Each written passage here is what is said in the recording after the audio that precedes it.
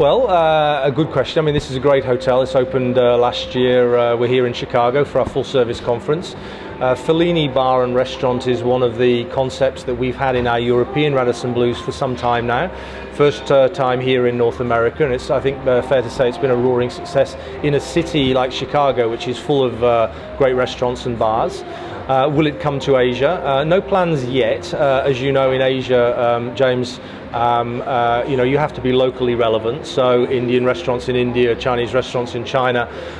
We have introduced some of our restaurant and bar concepts, however, into a number of our hotels in Asia this year. Not Fellini, but the RBG concept in our Park Inns. We opened a Park Inn in the Philippines on Monday of this week. It has an RBG grill, a mid-price food and beverage concept, which is very successful in Europe and here also in the United States. And then, of course, in India we have the Kebab Factory, which has become a bit of an institution in our hotels and something that we're known very widely for in India. And in fact, we are introducing that into some of our hotels in Thailand at the moment. So Fellini, no plans yet, but the ones that we do have, RBG and the Kebab Factory, very much spread across the Asia-Pacific region these days. Speaking of growth, tell us a little bit about the pipeline coming up and maybe some of the hotter countries, so to speak. Sure. Well, we've had a good 2 years. I've been with the group for 2 years now. We've opened 35 new hotels in the last 2 years. We've signed another 50 hotels. This year we add another 15 new hotels. So we closed last year at 88 hotels. We'll reach and surpass that magic 100 hotels in operation by the end of this year. So our track record to this point has been very good. Where's hot? Well, our core market is India. We're expanding in places like in Indonesia, the Philippines, and of course China. Outside of those core countries, where's hot? I've been to Phnom Penh recently. Cambodia seems to be opening up. There's lots of interest on the back of the same fundamentals as you're seeing in other countries of Asia Pacific at the moment. That is growing visitor numbers to the country on the back of global travel and tourism growth. So I'd say we're more likely to do something in Cambodia than we are in maybe Sri Lanka or one of these other countries. Vietnam is hot at the moment, but I think Cambodia for us next. Are you seeing a lot of demand generally across the industry? I mean, it seems China slowed down a tiny bit, but are you still seeing there's a fair few opportunities out there for the taking? Yeah, absolutely. I mean, STR will tell you that China alone needs 450,000 new rooms in the next 5 to 7 years just to cope with domestic demand. That's not any addition of outside demand into China. It's just to fulfill the domestic demand that's being created by all this infrastructure spending that's been happening in China and more people moving around. So China is hot and it will remain hot. What's happening in China, however, is that the demand for new hotels is moving away from the traditional eastern seaboard into the center and the west of the country. And that throws up some challenges for all of us hoteliers because, of course, the average room rates that you achieve in some of these secondary and tertiary locations, not as strong as on the eastern seaboard. But of course, it's only a matter of time. We've seen Shanghai and Beijing transform themselves in the last 10 years. It's not going to take that long for places like Kunming and some of the secondary cities in China to be able to sustain higher average room rates. India the same. We're seeing in our business anyway huge growth in India. We've just announced recently a strengthening of our management platform there. KB Khatri was the founder of our business in India. We've elevated to chairman.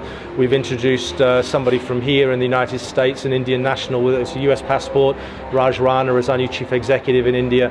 And that's designed very much to bolster our management capability to reach 100 hotels in India in the next 3 years. And we're very much on track to do that today. Obviously with some issues in the past as far as development goes, not for Carlson but just generally speaking, in India with expectations of rate obviously affecting loans and borrowing. Yes. Do you think, is everything settled down now in India? Are expectations a bit back to normal now, so to speak?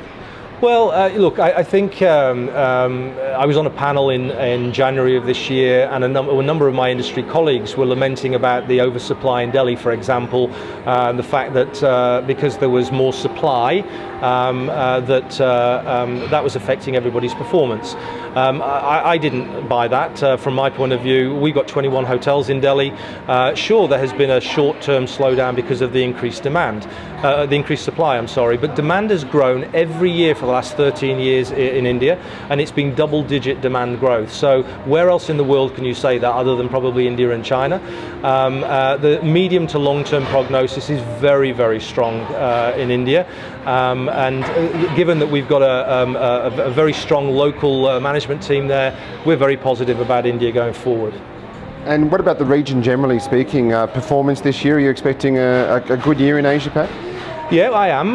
We've had a good start, which is good news. We're 6.5% up in RevPAR terms in the first month of the year, in January. That's a like-for-like against same period last year. February is shaping up to be somewhat similar. I think, James, there is a correlation between global stock markets and what they're doing and the hotel industry. And we've seen a number of stock markets in Asia Pacific grow by as much as 30% in the last 3 or 4 months. That is having a very positive effect, I think, on companies' attitudes towards business travel, and we, like I think the sector generally, are enjoying that growth. So I think it's a double-sided coin. On the one hand, you've still got global uncertainty in financial markets that's been driven largely out of what's happened in Europe, but on the other hand, stock markets are going up, and as I say, that does have a positive effect on average rates. So any countries you think might slow down a little bit? Australia is obviously a very, very tricky market in terms of investing in hotels. What are you expecting? Well, Australia's a small market for us, and it's one where I think it's fair to say we're opportunistic. We have a small team down there based in Sydney. We're not out there aggressively looking for properties because, as you say, it's a big country but a small market. We think there are quicker and easier opportunities for our growth in mainland Asia. And again, outside of India and China, I don't want to make this interview just about India and China. We like the Philippines, we like Indonesia, we like Thailand, and then those smaller emerging markets, and we've talked about Cambodia, we've talked about Indochina generally, Sri Lanka, Bangladesh. We've got a number of, we've been in Bangladesh for the last 5 or 6 years. We've got 3 other opportunities in Bangladesh. It's a relatively small market, but a lucrative one. So look, there's plenty of opportunity in Asia. For us, Australia is something that if something comes along that we like, we would give it a good go, but we're not being overly proactive down there at the moment. Any possibility of looking at Christchurch with that city being rebuilt and quite a few hotels coming online there in the next 5 years? No, we've no plans really for New Zealand. For us to go into a country like New Zealand, we need a platform. We need a number of hotels, and I'm not really interested in going into a country for 1 or 2 hotels. Just onto some business trends at the moment. What are some of the biggest trends you're seeing as far as Asia Pacific's concerned with business travellers? Okay, well, I'm glad you qualified that by business travellers, because I think that's our business. 65-70% of our business is business travel, and I think there's some interesting trends. I've talked about global stock markets and the linkage there. I think that's one. Social media is playing an increasingly important role, I think, in business travel. Gone are the days where you went to any of the social media sites just for a leisure reference. I think global corporate travellers now and regional and national corporate travellers are going to these websites and looking for recommendations of where to stay. I think that's important. Of course, loyalty programs play a big part, and recognition of regular guests is a very, very important topic, I think, for the industry. And for us here at Carlson Residor, we've had tremendous growth in our program, Club Carlson, in the last 2 years. We're up at over 10 million members globally. In the Asia Pacific region, we're up 500,000 members, and that's come from a very low base 2 years ago. We're looking to sign another 250,000 members this year alone, focusing not just on the single corporate traveller, but also on small businesses, small companies, and meeting planners in the MICE arena. So very excited about bolstering our presence with our loyalty program. And the statistics really bear out the fact that loyal customers, they spend more money in your hotels. We did an analysis of 2012. An average Club Carlson member spends 30% more on average in our hotels and stays for 30% longer than a non-Club Carlson holding card. So the more members we get, the more loyalty that we create, and the more loyalty that we create, the more business we can drive into the hotels for our owners. So I think that's an important, it's not a new trend, but it's becoming increasingly important, I think, in the hotel business. And it's all about creating the right guest experience for those regular guests to come back and stay in your hotels rather than somebody else's hotels. How loyal do you think travellers are being in Asia Pacific at the moment? It's not like America where it's fly one airline, stay at one hotel, but are you seeing a lot more loyal travellers turning up now? Well, I've just given you some statistics around the usage of our Club Carlson program and the number of people that were actually signing up as new members. So there's obviously something there that is working in the market. And I say, again, it's about recognition. It's about people being recognized. And I think that's the key thing with people often talk about points being the key aspect of loyalty programs. I think that's a nice to have, the free nights that you get from using your card on a regular basis. But what it's really about is recognizing your loyal customers. And of course the other thing is technology in business today. That's another important aspect, and I think we're the only hotel group across all of our brands that offers free Wi-Fi in our hotels, and I think that's important to the business traveller because gone are the days where you would spend $20 or $25 a day to pay for Wi-Fi connectivity. People expect it as a given these days. And as I say, I think we're the only hotel company that offers it across all our brands in Asia today, so I'm very proud about that. Free Wi-Fi was one of the things I was going to ask, actually. A lot of hotel chains don't do that, especially in Australia. A lot of hotel chains don't do it there at all. Yeah. Do you think this is the year where we really will see an across-the-board free Wi-Fi as a standard in hotels, not just with your group, but across other chains as well? I don't understand why the other chains haven't followed our lead. I have to say that it is a cost to our business, and there is some foregone revenue by not charging the guest for it. But as I say, we believe as a global organisation, so this is not just me in Asia Pacific, as a global organisation, we made the decision more than 12 months ago that Wi-Fi was an important free Wi-Fi and good bandwidth with your Wi-Fi. That's the other aspect, not just the cost, it's also the bandwidth. Is an important attraction strategy for business travellers in our hotels. And it's working, as I've demonstrated. Any other requests that you're getting? Are you getting people saying, can we get airport transfers or complimentary parking or anything like that? Any other real trends that you're seeing? Well, no, as I say, social media I think is a big one. The free access to Wi-Fi is another one. Low-cost carriers and what they're doing to make travel more accessible for the corporate traveller. Again, low-cost carriers have normally been associated with leisure travellers.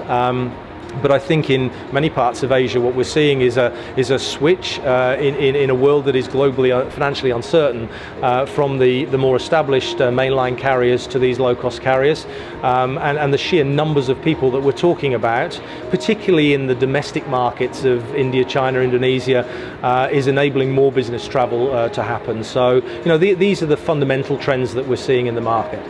Across the region with aviation, obviously all the extra aircraft that AirAsia are getting and Scoot are getting and Jetstar are getting, and it's obviously quite exciting times for travel in Asia generally, isn't it? Well, I think so, and you've heard me speak already at this conference, James, about the WTTC and the World Travel Tourism Corporation, what they're predicting in terms of travel growth. It really is an exciting time to be in the hotel business. I often get asked at investment conferences, so when is it all going to dry up? Well, it's not going to dry up in my lifetime, that's for sure. And it's not about cross-border travel so much as it is about domestic demand now. WTTC is saying that in China alone, from the year 2000 to the year 2020, business travel alone accounts in the year 2000 for $18 billion worth of annual business domestically in China. That will grow to $227 billion of business by 2020. In 2 decades, 20 years, in China alone, you go from 18 billion to 227 billion domestic demand. It's enormous, the numbers. $115 billion of of high-speed rail investment by the Chinese government just on the eastern seaboard of China, and what that's doing to move people around the country to generate domestic demand for hotels is enormous. And it's not just China, it's happening in India, and it's happening Indonesia, it's happening in the Philippines, albeit at a slower rate than China, but the same fundamentals are happening. So, we're very, very keen to really carve a niche for ourselves in the mid-market, because that's where we think the domestic demand for business and leisure travel, the trending is going in the next 20 years in the Asia-Pacific region. So we're setting ourselves up with our Park Inn by Radisson brand and our Radisson 4-star brand, and in select locations with our Radisson Blu 5-star brand, but mainly in the 3 and 4-star market to cater largely for this domestic demand in emerging Asian markets.